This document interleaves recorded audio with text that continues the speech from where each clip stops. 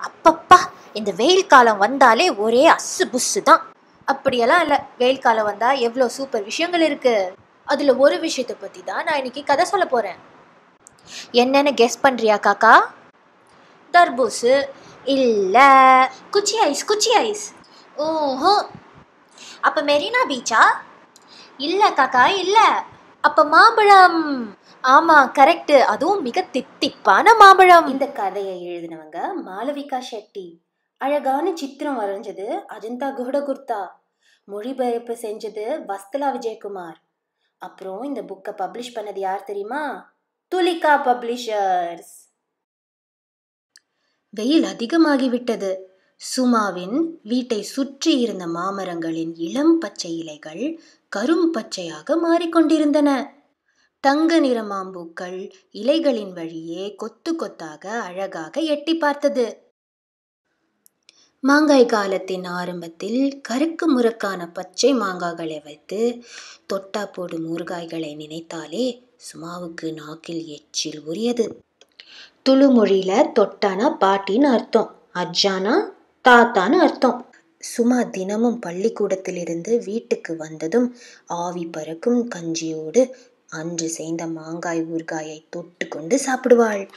அப்புறம் மாங்காய்கள் மஞ்சளாகவும் சற்று மெத்தென்றும் மாறிய பின் அம்மா மாம்பழ குழம்பு செய்வாள்.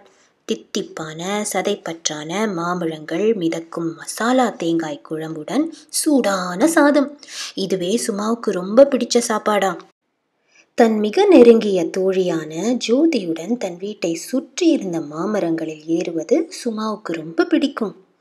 இருவரும் கெட்டியான குண்டான பழங்களை பறித்து ஒரு இலைகள் அடர்ந்த கிளையில் உட்கார்ந்து கொண்டு அவற்றை கடித்து சாப்பிடுவார்கள். அவர்கள் கொழு கொழு மாம்பழங்களை உறிஞ்சி சாப்பிடும்போது மஞ்சள் நிற சாறு அவர்கள் வாயை சுற்றி பூசிக்கொள்ளும். விரல்கள் வழியே தரையில் சொட்டு சொட்டுன்னு சொட்டும். சுமாவும் ஜோதியும் உடுப்பி நகரத்தின் அருகே இருந்த ஒரு கிராமத்தில் பக்கத்து வீடுகளில் வசித்தன. அவர்கள் கிராமத்தில் எங்க பார்த்தாலும் தென்னை மரங்களும் மாமரங்களும் தான். இந்த வருஷம் வழக்கத்தை விட அதிகமாக மாங்காய் காய்த்திருக்கிறது போலும். பச்சை, சிவப்பு, மஞ்சள் என அவை கனமான கிளைகளிலிருந்து தொங்கின. கோடை காலத்தின் உஷ்ண காற்றில் அவற்றின் இனிய மனம் சுமாவின் மூக்கில் ஏறியது. உடுப்பி கர்நாடகாவில் உள்ள ஒரு ஊர். அங்கே ஒரு புகழ்பெற்ற கிருஷ்ணர் கோயில் கூட இருக்குதான். மரங்களில் கிரிச்சிடும் குரங்குகளுக்கும் கீச் கீச் என்னும் பறவைகளுக்கும் மாம்பழம் இருந்துதான். சுமாவுக்கும் ஜோதிக்கும் பள்ளிக்கூடத்திலிருந்து நடந்து செல்லும் போதும் திரும்பி வரும்போதும் ஒரு விளையாட்டு விளையாட பிடிக்கும். அது என்ன தெரியுமா? அது ஒவ்வொரு மரத்தை தாண்டும் போது அந்த மரத்தில் எத்தனை மாம்பழம் இருக்கிறது என்று யூகிப்பது. சற்று அதிகம் கனிந்து தரையில் விழுந்து கிடக்கும் மாம்பழங்களை அவர்கள் பெருக்கி எடுத்து வழியில் பார்க்கும் பசுமாடுகளுக்கு கொடுப்பார்கள். மாடுகளின் வாயில் பக்கவாட்டில் கெட்டியான சாறு புல்லுடன் சேர்ந்து பிசுக்கென்று நூல் நூலாக வழிவதை பார்த்து அவர்கள் சிரிப்பார்கள். சுமாவுக்கு ரொம்ப பிடித்த மாம்பழம் அவள் வீட்டிற்கு நேர் பின்னால் இருந்த முண்டப்பா மரத்தின் பழங்கள்தான். அவை மற்ற எல்லா வகை மாம்பழங்களையும் விட அதிகம் உருண்டையாகவும் பெரிதாகவும் சதைப்பற்றாகவும் இருக்கும். அப்புறம் வேற என்னென்ன மாம்பழ வகைகள் உங்களுக்கு தெரியும்? பங்கனபள்ளி கேள்விப்பட்டிருக்கீங்களா? மல்கோவா? ஒரு நாள் மத்தியானம் சுமா அந்த முண்டப்பா மரத்தின் ஒரு தாழ்வான கிளையில் நிழலான இடத்தில் உட்கார்ந்திருந்த போது தன் தலைக்கு மேலே அது இருப்பதை பார்த்தாள். அவள் இதுவரை பார்த்ததே இல்லாத அளவு பெரிய உருண்டையான முண்டப்பா அது. பக்கத்து தென்னை மரங்களில் இருந்த தேங்காய்களை விட பெரிதாக இருந்தது. ஆனால் அது இன்னும் காயாக இருந்தது.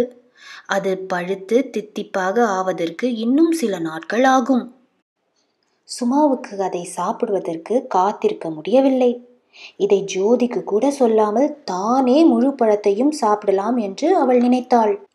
குரங்குகளோ பறவைகளோ தன்னை முந்திக் கொண்டு விடக்கூடாதே என்ற பயத்தில் அவள் தன்னுடைய மாம்பழத்தை தினமும் ஜாக்கிரதையாக கவனித்து வந்தாள். நாள் முழுவதும் அவள் அந்த முண்டப்பாவை சாப்பிடுவதை பற்றியே நினைத்து கொண்டிருந்தாள். வகுப்பில் பகல் கனவு கண்டிருந்த சுமாவை பார்த்து டீச்சர், சுமா என்று கோபமாக கத்தினார். எதை பார்த்தாலும் அது சுமாவுக்கு தன் மாம்பழத்தையே ஞாபகமூட்டியது.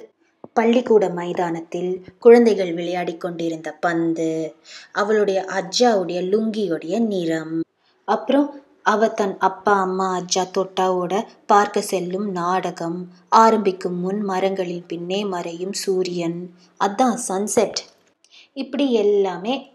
அப்புறம் ஒரு நாள் அவளுக்கு தன் மாம்பழம் கிட்டத்தட்ட சாப்பிடும் பதமாகிவிட்டது என்று தோன்றியது. அதான் அந்த பச்சை நிறத்தோல் தங்க மஞ்சளாக மாறியது.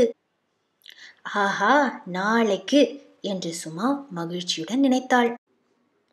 அடுத்த நாள் பள்ளிக்கூடம் விட்டதும் அவ பெஸ்ட் ஃப்ரெண்ட் ஜோதிக்காக கூட காத்திருக்கல. தன்னால் முடிந்த அளவு வேகமாக வீட்டுக்கு ஓடி நேராக மாமரத்தின் அருகே சென்றாள். ஆனால் மாமரத்தை காணவில்லை. ஐயோ என்று கத்தினாள் சுமா. குரங்குகள் அதை ஏற்கனவே பறித்து விட்டன போல இருக்கிறதே. கண்களில் கண்ணீர் வழிய அவள் அந்த மரத்தின் அடியிலே உட்கார்ந்து விட்டாள். அவளால் அதை நம்ப முடியவில்லை. அந்த மாம்பழத்தை தின்ன வேண்டும் என்பது மட்டுமே அவளுடைய ஆசை. ஆனால் இப்பொழுது பழத்தை காணுமே. அந்த டைம் பார்த்து ஜோதி அப்போது அவளை நோக்கி ஓடி வந்து கொண்டிருந்தாள். சுமா என்று கத்தினாள் ஜோதி. நான் உன்னை பள்ளிக்கூடத்துல தேடினேன் தெரியுமா? நீ ஏன் அழுகிற? இதோ உனக்காக நான் என்ன கொண்டு வந்திருக்கிறேன் பார். இன்று காலை நான் இதுவரை பார்த்தே இல்லாத அளவு பெரிய மாம்பழத்தை பார்த்தேன். பாரு, அது சரியாக நாம் சாப்பிடுவதற்கு ஏற்ற பதமாக இருக்கிறது. தோழிகள் இருவரும் அந்த மாமரத்தின் கிளையில் உட்கார்ந்து கொண்டு அந்த பெரிய சாறு நிறைந்த மாம்பழத்தை சேர்ந்து சாப்பிட்டன. சுமா ஒரு கையால் ஜோதியின் இடுப்பை சுற்றி கட்டி பிடித்து கொண்டாள். எப்படிதான் அவளுக்கு அந்த முண்டப்பாவை ஜோதிக்கு கொடுக்காமல் தானே சாப்பிடலாம் என்று தோன்றியதோ. அவர்கள் இருவரும் தங்கள் விரல்கள் வழியே வழிந்த சாற்றை நக்கி கொண்டிருந்த போது சுமாவுக்கு இதுவே தான் சாப்பிட்ட மாம்பழங்களிலேயே மிக தித்திப்பானது என்று தோன்றியது. ஸ்வீட்டான கதை. துலிகாவுக்கு ஒரு நன்றியை சொல்லிடுவோமா?